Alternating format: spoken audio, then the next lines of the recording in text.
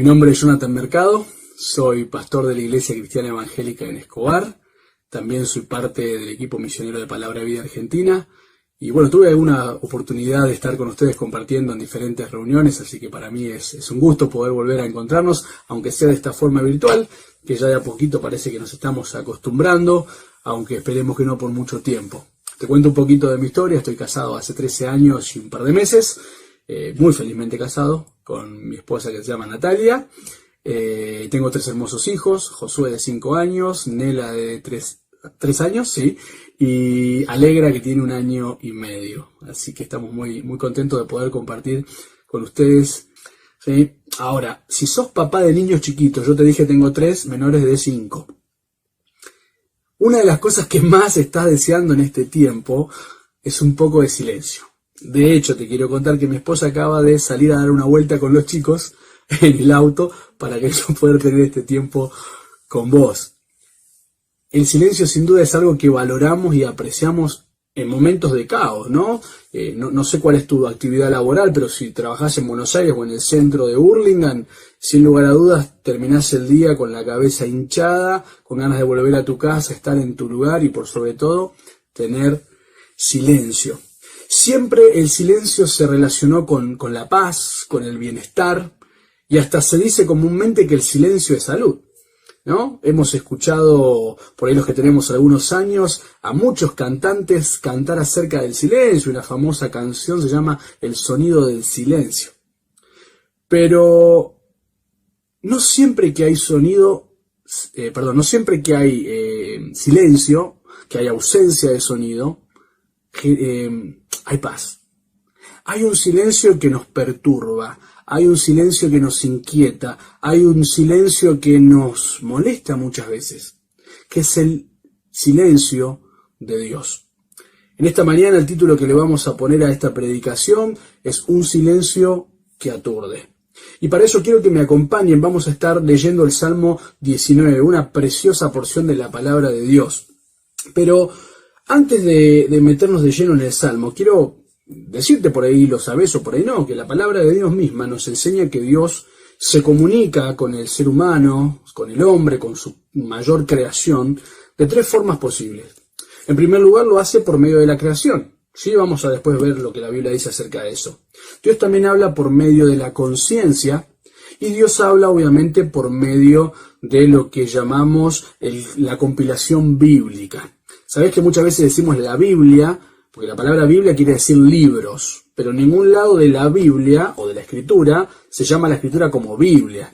Por eso a mí me gusta usar el término compilación bíblica, que es un poquito la idea de la palabra Biblia en el original, ¿no? Que es libros.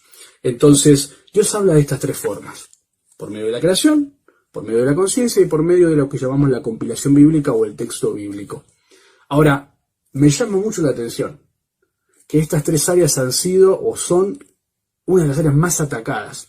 Por ejemplo, si Dios habla por medio de la creación, tenemos un sistema mundial que te quiere hacer creer desde temprana edad que vos, yo, el mundo, el universo somos el fruto de la casualidad.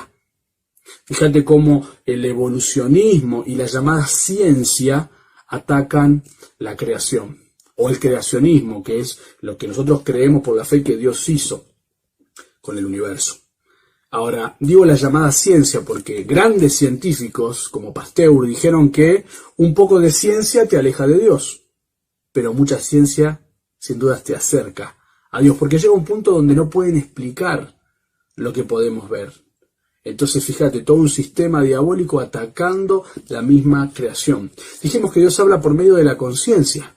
Y hace ya varias décadas que las filosofías, el humanismo y aún ciertas ramas de la psicología nos quieren hacer creer que la culpa que sentimos no es algo por lo que hicimos mal, sino porque es la reprensión de nuestro ego, por no liberarnos, por no ser realmente libres. Toda una falacia, toda una mentira que ataca justamente con las formas que Dios tiene para comunicarse. Y por último hablábamos de la compilación bíblica o de la escritura, la palabra de Dios. Esto es sabido que a lo largo de la historia se ha querido prohibir, se han quemado libros, se han quemado cantidades increíbles de Biblias, se ha desacreditado, se busca desacreditar la inspiración bíblica y al Dios de la Biblia. Y eso va a seguir pasando. Pero la pregunta que nos hacemos es si la Biblia es tan inofensiva como ellos mismos predican, ¿por qué la prohíben? ¿O por qué la atacan? Si no tiene ningún problema o si no tiene ningún poder. Evidentemente Satanás está detrás de todo eso. Te invito por favor a que leamos juntos el Salmo 19. Vamos a leer los primeros 6 versículos. Dice la palabra de Dios: los cielos cuentan la gloria de Dios y el firmamento anuncia la obra de sus manos. Un día emite palabra a otro día, y una noche a otra noche declara sabiduría. No hay lenguaje ni palabras, ni es oída su voz. Por toda la tierra salió su voz, y hasta el extremo del mundo sus palabras. En ellos puso tabernáculo para el sol, y éste, como un esposo que sale de su tálamo, se alegra cual gigante para correr el camino. De un extremo de los cielos es su salida, y su curso hasta el término de ellos. Y nada hay que se esconda de su calor. Cuando tenemos situaciones, cuando tenemos un mundo, cuando tenemos un sistema que nos quiere hacer creer que Dios no contesta, que Dios no habla, que Dios está en silencio, tenemos que recordar que aún en el silencio, Dios no deja de hablar. Se manifiesta, como te dije, por medio de la creación, por medio de la conciencia del hombre y por medio de la Biblia o de la compilación bíblica. Ahora, cuando decimos que Dios habla por medio de la creación, no es que vas a salir de tu casa y te vas a poner a charlar con los animalitos. Algunos tienen esa costumbre medias extrañas, ¿no? Pero no te va a hablar Dios por medio de un animal, o por medio del agua, o por medio del viento. Cuando decimos que Dios habla por medio de la creación, es que sin dudas al contemplar la naturaleza, la creación, uno no puede creer simplemente que eso es fruto de la casualidad. Que un sistema tan perfecto y armonioso sea fruto del azar y de la nada. Tenemos que tener más fe para creer que vos apareciste de la nada, que para creer que alguien te formó, que para creer que hay un diseñador inteligente, creativo, que te formó a vos y todo tu sistema. Es impresionante cómo el sistema o los sistemas que componen al hombre funcionan a la perfección. Y salgamos de nosotros y pensemos en la naturaleza. Quizás tuviste la posibilidad de conocer lugares como las cataratas o el sur, los glaciares. Y si tuviste la posibilidad de estar ahí, yo estuve en las cataratas y me quedaba en silencio. Yo era el que hacía silencio, porque no podía creer esa creación y esa belleza, pero me hablaban de la grandeza del Creador. Por eso decimos que la creación habla. Las civilizaciones antiguas, sin tener muchos el acceso a la escritura, adoraban a un ser que quizás no entendían quién era, no sabían bien, pero sabían que eso no era producto de la casualidad. Entonces, ellos con mucho menos conocimiento que nosotros, tenían la noción por naturaleza de que algo los había creado. Y vamos a lo increíble o a la extensión del universo. ¿Sabías que si nuestro planeta estaría unos metros más cerca del Sol, moriríamos todos calcinados? ¿O si estaríamos unos metros más alejados, sería imposible la vida en el mundo por el frío que haría? Todo funciona a la perfección, evidentemente mostrando que hay un creador, que hay un ser inteligente, como te dije, un pensamiento, un plan, un diseño, alguien creativo. Por eso la creación grita que Dios existe. Acá hay una aparente contradicción, ¿no? Porque dice el versículo 3, no hay lenguaje ni palabras, ni es oída su voz.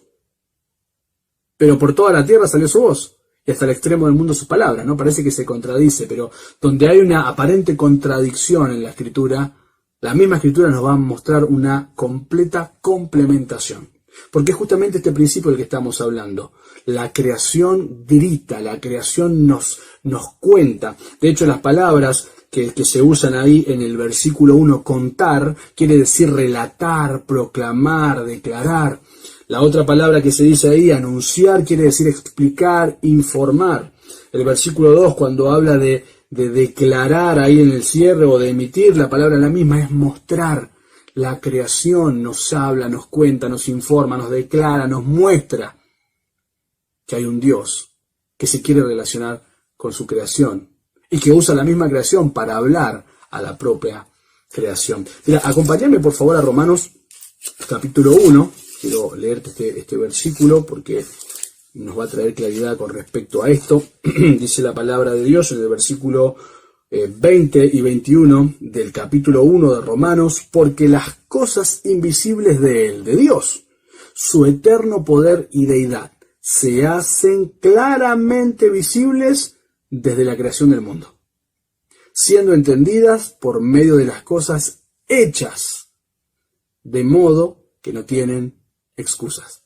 Pues habiendo conocido a Dios por medio de la creación, no le glorificaron como a Dios ni le dieron gracias, sino que se envanecieron en sus razonamientos y su necio corazón fue entenebrecido. Por medio de las cosas hechas, creadas, hablan de que hay un creador. Entonces, qué importante es que vos y yo podamos entender esto. Entender que los cielos, David era un pastor quien escribe este salmo. Él había pasado muchas noches quizás tirado en el pasto contemplando la grandeza del firmamento, contemplando las estrellas. No sé si tenés la posibilidad de salir a veces del centro urbano e ir a esos lugares donde no hay tanta luz, que parece que podés tocar las estrellas, ¿no? Si fuiste al sur, esas noches limpias donde decís, no, wow, no sabía que había tantas. Es increíble, ¿no? Ahora sobran los espacios negros, pero vas a esos lugares y parece que hay poquitos porque la cantidad de estrellas que se pueden ver es increíble. Y nos hablan de que hay alguien que la sostiene con su poder. Nos hablan de Dios. David dice, los cielos cuentan la gloria de Dios. Y eso que vos y yo no podemos ver mucho. Pero te pones a estudiar y te recomiendo que puedas ver un video que se llama Cuán grande es Dios, que te habla justamente de la grandeza de los astros, de los planetas, de lo extenso que es el universo. Y vos y yo no podemos creer la grandeza de un Dios. Y te sentís tan chiquitito, porque hay planetas que son considerablemente veces mucho más grandes que el nuestro. Entonces, somos un puntito en medio de un universo gigante. Pero eso sigue siendo creación de un Dios mucho más grande, que es nuestro Dios. También dijimos que Dios habla, aun cuando parece en silencio, por medio de la conciencia. La palabra conciencia aparece solo una vez en el Antiguo Testamento, ¿sí? En el Salmo número 16, versículo 7, que dice, bendeciré a Jehová que me aconseja, aún en las noches, me enseña mi conciencia. Y esto es una verdad que muchas veces nosotros apelamos para transmitir el Evangelio, ¿no? Cuando hablamos con alguien y decimos, ¿no te pasa que a veces no podés dormir? Es la conciencia la que acusa y no permite, la que hace sentir culpas cuando hacemos cosas mal, o la que también nos hace sentir satisfechos cuando hacemos las cosas bien. Alguien dijo por ahí que la conciencia es la voz de Dios en el hombre. Otra persona dijo que son los valores de Dios en el hombre, porque todos, sin tener formación religiosa o bíblica, sabemos que está bien y que está mal. Podemos después entender que ciertas cosas eran más graves de lo que pensábamos, pero todos tenemos el conocimiento de lo que está bien y de lo que está mal. Solo una vez aparece la palabra conciencia en el Antiguo Testamento, pero en el Nuevo Testamento, cada una de las veces que aparece, la palabra da la idea de un alerta moral. ¿Viste cuando estás manejando o cuando estás haciendo un viaje y de repente se empiezan a prender lucecitas en el tablero? Eso no es normal. Ahora muchos de nosotros por ahí le ponemos algo, la tapamos, ¿no? O le bajamos el volumen de la alarma, a los que pueden hacerlo, y tratamos de ignorar. Pero eso no cambia. La conciencia del hombre le muestra al hombre que no está haciendo las cosas correctas. Como te dije, cuando haces las cosas bien, te hace sentir satisfecho, pleno. Pero cuando no, te hace sentir en falta. Mirá, en Juan capítulo 8 se relata la historia de la mujer adúltera, quizás la escuchaste, ¿no? Los religiosos de la época traen una mujer que la habían encontrado en el medio de un pecado, se la llevan a Jesús y dice, la ley dice que debemos apedrearla.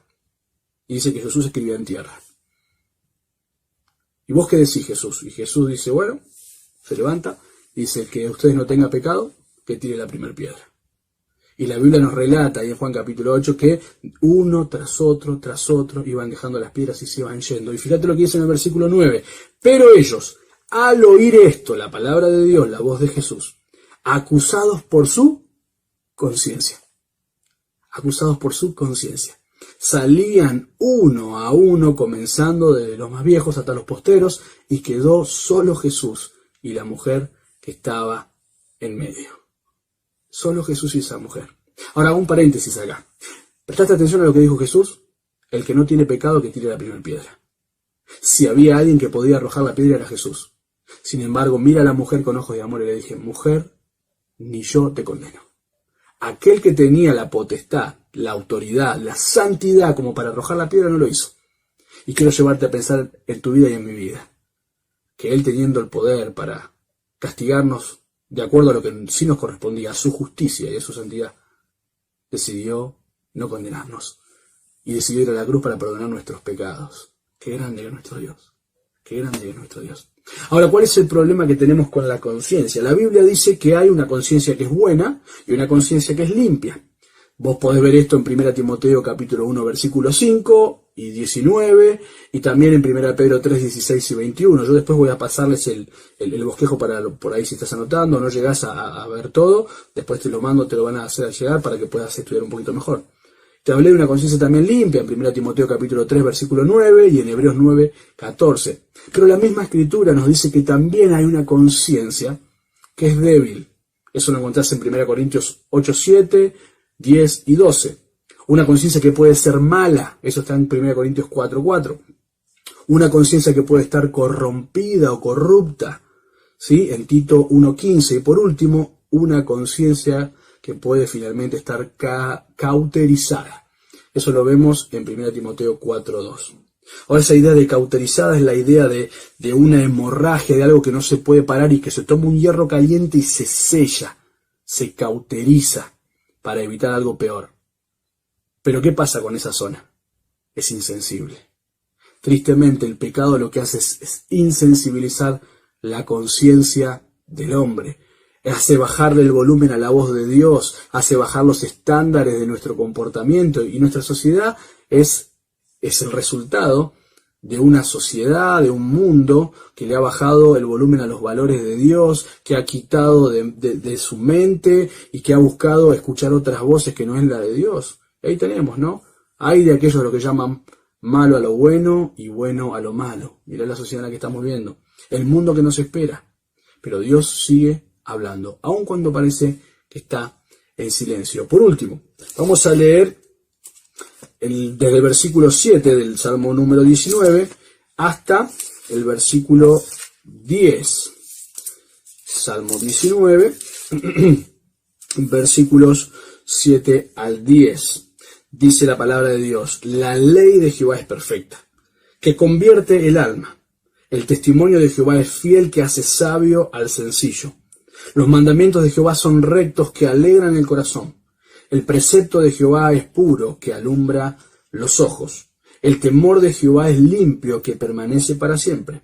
Los juicios de Jehová son verdad, todos justos. Deseables son más que el oro, y más que mucho oro afinado, y dulces más que miel, y que la que destila del panal. Una de las cosas que pienso en esto es en esa canción preciosa, ¿no? Y alabo a Dios por iglesias como la tuya o como la mía, donde nos han enseñado a cantar la palabra de Dios.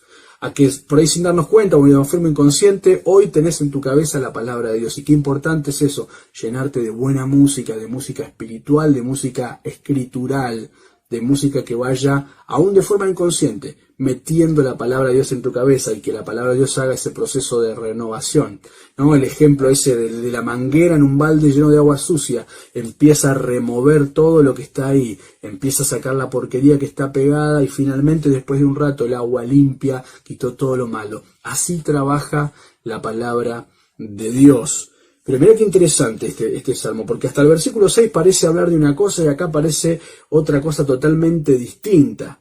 ¿Sí? Parece que fueran dos salmos distintos, pero es uno mismo, hablándonos de que Dios nos habla por medio de su creación, pero también nos habla por medio de la misma revelación escrita, como te dije, la compilación bíblica, la escritura, o como solemos llamarlo, la Biblia. Ahora, es interesante porque acá aparecen algunos títulos, algunas características, beneficios y también comparaciones con los que el salmista, el escritor, menciona a la palabra de Dios. En primer lugar, vamos a ver cómo lo llama. Dice: la ley de Jehová es perfecta. Y la palabra acá para ley es la palabra Torá. Es la palabra como los hebreos llaman a la revelación que ellos tienen. Y es interesante porque la palabra Torá quiere decir dirección, instrucción, orientación. La palabra de Dios nos dirige, nos instruye, nos orienta. ¿No te ha pasado que quizás yendo a algún lugar tuviste que recurrir al GPS? Bueno, nuestro GPS es la palabra de Dios, que nos muestra la realidad de dónde estamos, de cómo estamos, pero no solo nos señala el error, sino que nos muestra cómo salir de ahí y cómo llegar hacia donde ella espera. También dice después en el mismo versículo 7, el testimonio. Acá la idea es una ordenanza, ¿sí? Se refiere puntualmente a los 10 mandamientos. Se refiere justamente a esa ley que quedó impresa, que era la que regulaba la vida de un pueblo y la que aún hoy debería seguir siendo nuestro estándar de vida. No te olvides que en base a esos mandamientos es que se juzga, ¿no? Y te vas a dar cuenta que ninguno de nosotros puede de una forma humana cumplir con ellos. Por eso, gracias a Dios, por la salvación y por el Espíritu Santo que nos da una capacidad sobrenatural para poder vivir en santidad. Después habla, la palabra textual dice los mandamientos en el versículo 8, ahí la idea es de un mandato y da la idea de una orden que se da desde un superior a un inferior. La palabra de Dios es la palabra de alguien superior, que nos habla a nosotros, de alguien infinito que le habla a algo finito, de alguien eterno que le habla a alguien que es temporal. Entonces nos muestra la importancia que tiene. Por ahí, si yo te puedo hablar de ciertos temas, vos me decís, este muchacho no tiene un título, no estudió. Pero cuando viene alguien formado, te despierta a vos un interés porque decís, no solo tiene la capacitación, sino que tiene la experiencia. Bueno, la palabra de Dios no es la experiencia de alguien que aprendió, es de aquel que lo sabe todo, es de aquel que nos dice cómo vivir la vida, siendo Él el creador de la vida, que nos dice cómo caminar la vida cristiana, siendo Él el mismo Dios que se hizo hombre y caminó entre nosotros. Entonces, la importancia que tiene la palabra de Dios en esta descripción o en estos títulos que vemos acá. Fíjate, sigue y dice el versículo 8, el precepto. La idea de acá es similar a la anterior, es una orden, pero es una orden más como un requerimiento.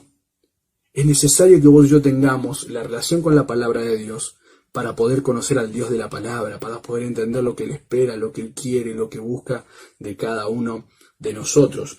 Termina dando ahí el otro título en el versículo 9, los juicios de Jehová son verdad. Y acá la idea justamente es un término legal. Es aquel dictamen o sentencia que toma un juez, ¿sí? Una vez que él pronuncia la sentencia ya no hay forma de volverla atrás, salvo por una nulidad del mismo juez. Pero la idea es esa, un veredicto.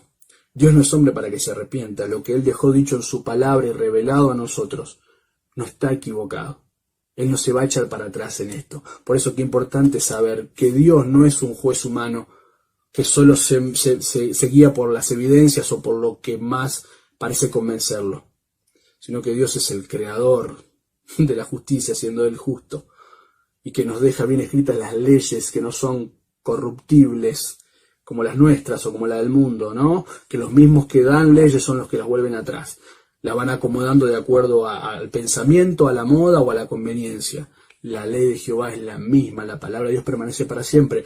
Los preceptos, los mandamientos, los testimonios, los juicios de Dios siguen siendo los mismos que para aquellos que vivieron en la antigüedad y serán los mismos para los que nos sigan en la posteridad.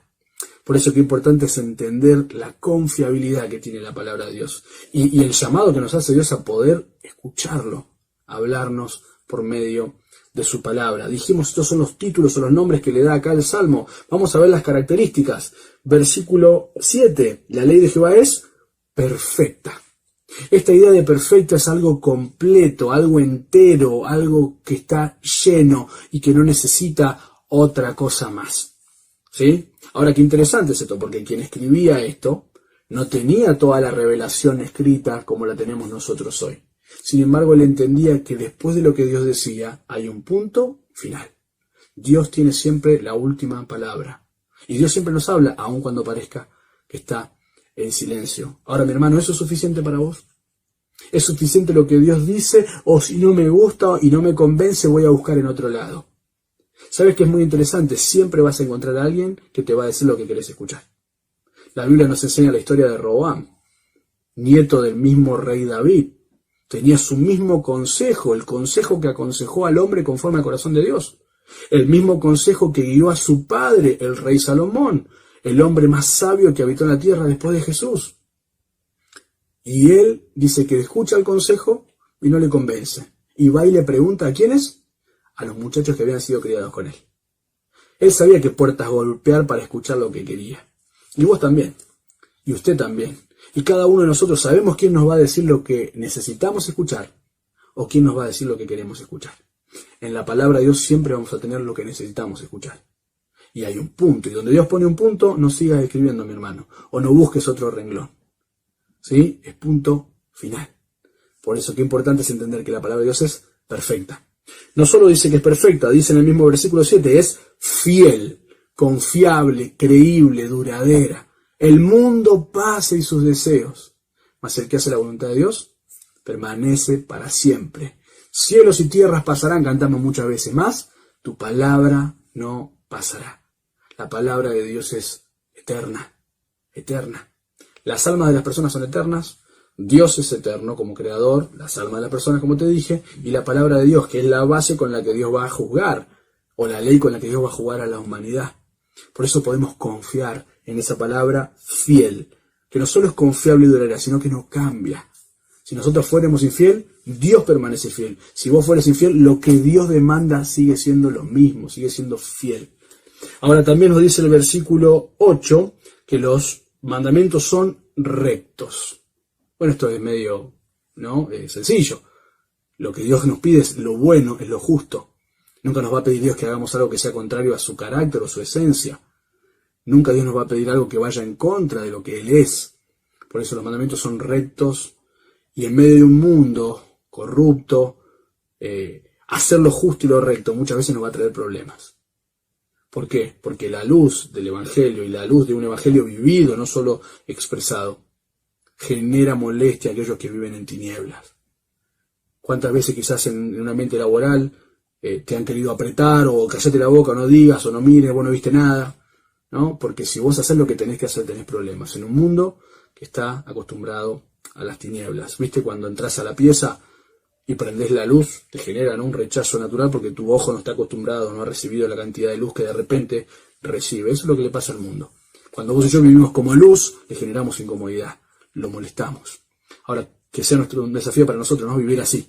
Que donde llegamos la luz del Evangelio genere molestia para transformar su vida. No solamente para tener la razón. ¿Sí? Jesús no buscaba tener la razón. Jesús buscaba tener el corazón de las personas. Ahora, dice también la palabra de Dios, el precepto de Jehová es puro. Puro. La idea de esta palabra es algo brillante, algo que no tiene manchas, algo que resplandece. ¿Viste? Alguna vez o cada tanto tenemos que en casa agarrar las, como es las manijas de la puerta, los picaportes y tener que pasarle algún producto como el brillametal o todos esos para lograr que sean brillantes y resplandezcan. El tema es que ciertas cosas o nuestras mismas manos hicieron que vayan perdiendo ese brillo. La palabra de Dios no pierde esa capacidad de mostrarnos la luz, no pierde la capacidad de estar limpia. ¿Sí? Aunque vos y yo sí, la palabra de Dios no. De hecho, dice el mismo Salmo, el Salmo 119, ¿con qué limpiará el joven su camino? Con guardar su palabra, porque la palabra de Dios es limpia. En mi corazón he guardado tus dichos, ¿para qué? Para no pecar contra ti. No solo tiene el poder de mantenerme limpio, sino de que si caigo, de limpiarme. Y dice también ahí el versículo 9, los juicios de Jehová son verdad. Y la idea de acá, obviamente, es todo lo contrario a la mentira. Todo lo contrario a la mentira, es algo estable, hay una certeza, es segura. Es segura. Vimos los títulos, vimos las características, vamos a los beneficios. ¿Qué es lo que la palabra de Dios hace? En primer lugar dice ahí el versículo 7, la ley de Jehová es perfecta, ¿qué hace? Convierte el alma. Convierte el alma.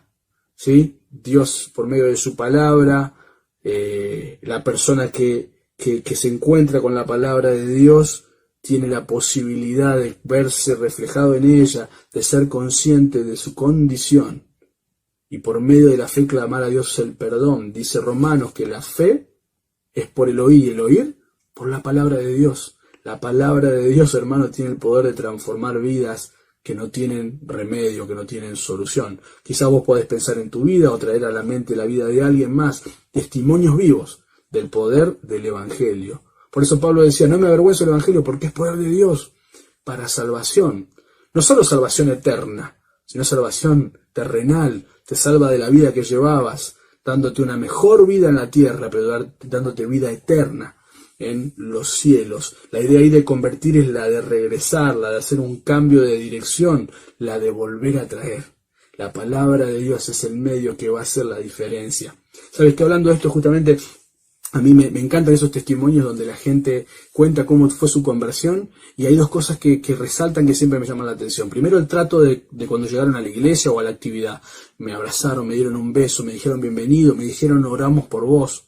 Pero otra de las cosas que me llama la atención en esos testimonios es cuando la gente dice, me dijeron, la Biblia dice, la Biblia dice, la Biblia dice, porque mi hermano, el poder está en la palabra de Dios. No en tu altilocuencia, no en tu preparación, no en si tenés un máster en un seminario de no sé dónde. No. Obviamente tenemos que prepararnos, capacitarnos, aprender nuevos métodos, ¿no? Los 5 colores, el librito sin palabra, la 4 sillas, los 3 no sé cuánto, ¿no? Va cada vez menos. Pero el Evangelio es uno. Y tiene poder. Y tiene poder. Por eso no descansemos en nuestra habilidad, en nuestra experiencia, ni siquiera en nuestra propia espiritualidad. Descansemos y confiemos en el poder del Evangelio. Fíjate, dice que hace sabio al sencillo. Aquel que es ignorante, la Biblia lo convierte, lo transforma. Tuvimos la posibilidad en nuestra iglesia hace muchos años, teníamos a Doña María, una mujer bien del campo, que aprendió a leer con la palabra de Dios. Y nos encantaba escucharla porque vos decís, wow, es el ejemplo vivo de que Dios transforma una vida y que hace sabio al sencillo. De hecho, cuando hablamos de esto pensamos en Pedro, un hombre sin letras y del vulgo, el apóstol Pedro. Sin embargo, aquellos que estudian los idiomas originales y la forma en la que fueron escritos, dudan muchos o llegaron a dudar de que Pedro lo escribió, porque eran muy alto el contenido, la calidad, se compara a los mejores escritos de la época. Porque Dios tiene el poder, y la palabra de Dios tiene el poder de hacer sabio al sencillo. Ahora, los más jóvenes, no se hagan los vivos, No quiere decir que tenés que estudiar un toco así y vas a leer 2 salmos y vas a aprender todo lo de la facu. No, ponete a estudiar, no te vas el vivo. Pero transforma la vida, cambia el alma, hace sabio al sencillo. Fíjate lo que dice el versículo 8. Los mandamientos de Jehová son rectos que ¿qué? Alegran el corazón. Alegra el corazón. ¿No te pasó de estar leyendo la Biblia y decir, gracias Señor, y se te escapa una sonrisa? Porque encontrás el ánimo, la alegría, el gozo de saber que Dios no cambia, que hay una promesa para mí, que en medio aún de toda esta pandemia y todo este desastre que parece que estamos viviendo, Dios te dice no temas, yo estoy con vos. Otro paréntesis, ¿sabés qué? La palabra no temas aparece, o la frase, 366 veces en la Biblia. Una para cada día del año, inclusive para los años bisiestos. Y siempre que dice no temas, está relacionado con la presencia de Dios. Hoy Dios te dice no temas. Yo estoy contigo, aún en medio del aislamiento, Dios no nos deja solos, Dios no nos deja aislados. Dios parece en silencio, pero Él sigue hablando. Y termina diciendo la idea de que alumbra los ojos. Nos hace abrir los ojos a nuestra realidad y a lo que Dios tiene para nosotros. ¿Cuántos de nosotros vivimos muchos años de iglesia, que no es lo mismo que vida cristiana? Y de repente te das cuenta, por medio de verte enfrentado o confrontado por la palabra de Dios, en un estudio, en un devocional, en una charla con alguien espiritual, que estábamos equivocados. La palabra os abre los ojos. Esa idea de alumbrar es la de abrir, la de encender. Y fíjate cómo la compara, ¿no? Vimos los títulos, las características, los beneficios y la comparación. Deseable como el oro afinado. Algo que cada vez tiene más valor y que el mundo parece desear. Ahí ves a los tipos ricos, exitosos, con anillos de oro, con cadenas de oro, con celulares bañados en oro, porque es símbolo de ¿qué? De grandeza, símbolo de realeza. Ahora no te olvides que en el cielo lo vamos a pisar. Entonces, ¿para qué buscas acá en la tierra llenarte de cosas que en el cielo lo vamos a pisar todo el tiempo? Pero lo compara como eso. Y de hecho nos dice, si vos desearías la palabra de Dios como deseas el oro o la plata, es deseable más. Y te lo dice alguien que lo tenía, Porque vos y yo podemos hablar y decir esto, claro, ¿qué tenemos de oro? El anillo que tenemos en el dedo, nada más. Pero este la tenía, él sabía lo que era el oro. Y dice, lo que el oro me genera a mí, no me lo genera lo que la palabra de Dios hace. Y también dice después, es dulce como la miel que destila del panal. No hay alimento que sacie, que llene, que genere lo que la palabra de Dios produce. Termina diciendo versículo 11 al 13, tu siervo además es amonestado con ellos, en guardarlos hay grande galardón. ¿Quién podrá entender sus propios errores? Líbrame de los que me son ocultos. Preserva también a tu siervo de las soberbias, que no se enseñoreen de mí. Entonces seré íntegro y estaré limpio de gran rebelión. Cuando repasaba este salmo, ¿sabés qué versículo se me vino a la cabeza? Segunda de Timoteo 3, 16 y 17. Dice la palabra de Dios: toda la escritura es inspirada por Dios y útil. ¿Para qué? Para enseñar, para redarguir, para corregir, para instruir en justicia. ¿A fin de qué? De que el ser humano, de que el hombre de Dios, la mujer de Dios sean perfectos, enteramente preparado para toda buena obra. Y acá aparecen 4 palabras, ¿no? Te dice enseñar. La idea es mostrar lo que está bien. Dice redarguir. La idea es mostrar lo que está mal. Corregir. Cómo salir de lo malo o de lo que está mal para ir a lo que está bien. Pero también dice instruir, que la idea es, como hablábamos al principio, ¿no? Cuando hablábamos de la ley, nos da esa dirección de cómo mantenernos en el camino. La idea de instruir es mostrar cómo permanecer en lo bueno. Eso es lo que la palabra de Dios nos da.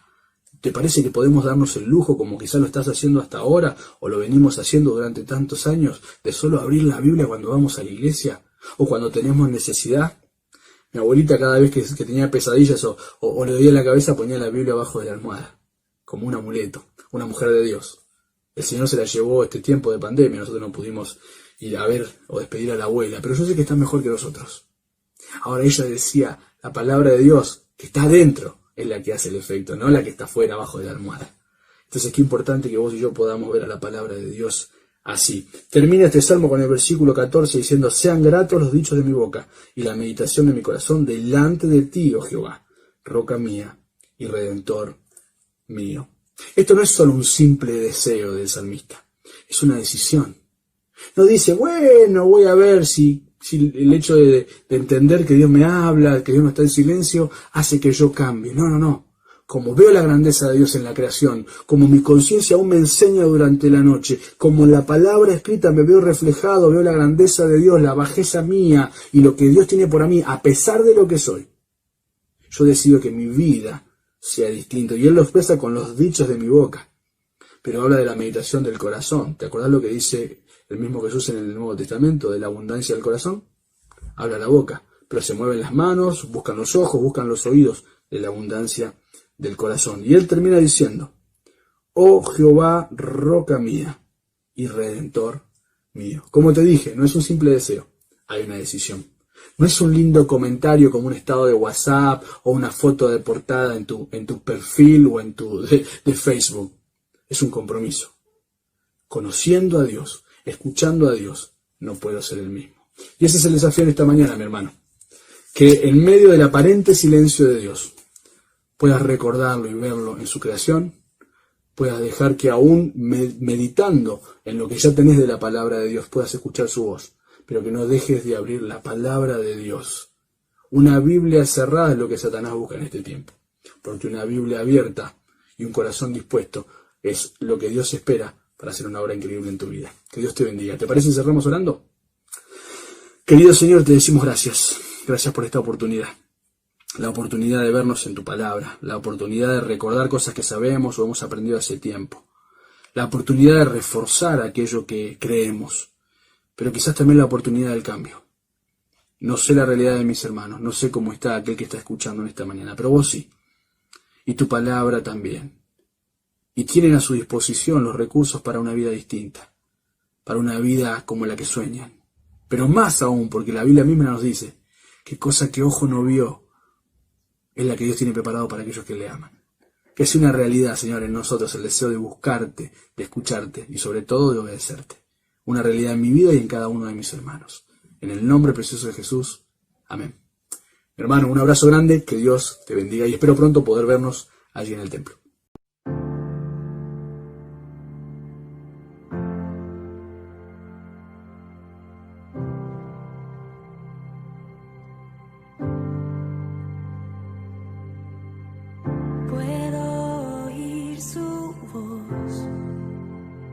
Cristo el velo rasgó, en él podemos ver la imagen de Dios.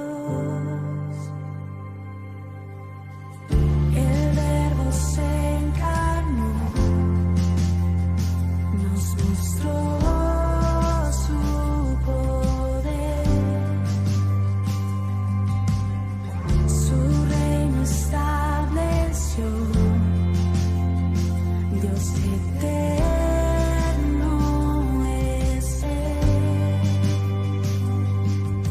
Santo es el Señor que reveló su amor. No lo puede comprender mi corazón. Indigno soy de ver tu gloria y majestad, y lo único que mi alma cantará es aleluya, aleluya, aleluya, mi Rey. Guía mi corazón a lo alto, lo profundo. En tu presencia estaré y te adoraré. Santo es el Señor que reveló su amor. No lo puede comprender mi corazón. Indigno soy de ver tu gloria y majestad, y lo único que mi alma cantará es aleluya, aleluya, aleluya, mi Rey. Aleluya, aleluya, aleluya, mi Rey.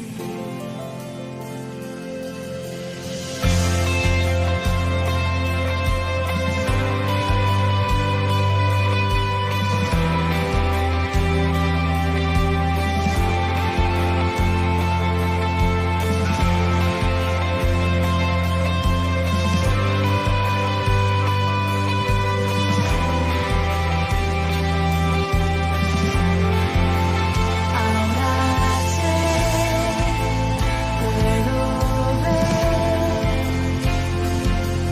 tu gloria no se puede esconder. Ya no soy el que fui. Al mirarte cambia todo en mí. Santo, santo es el Señor que reveló su amor. No lo puede comprender mi corazón. Indigno soy de ver tu gloria y majestad, y lo único que mi alma cantará es aleluya, aleluya, aleluya, mi Rey. Aleluya,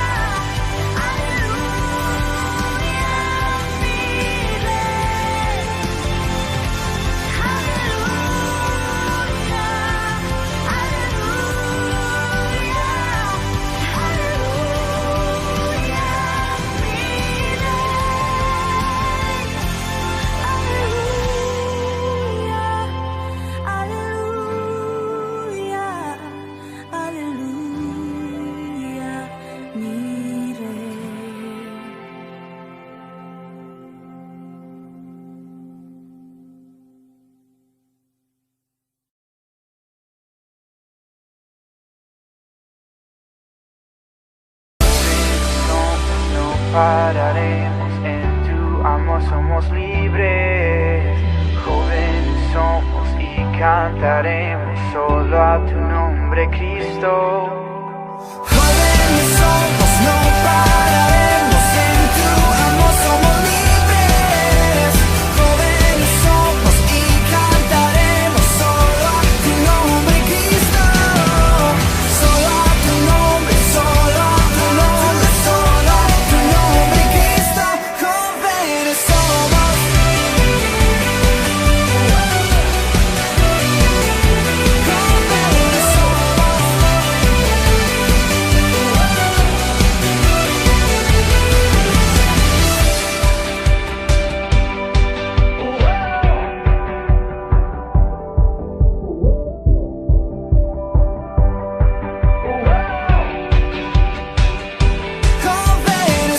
somos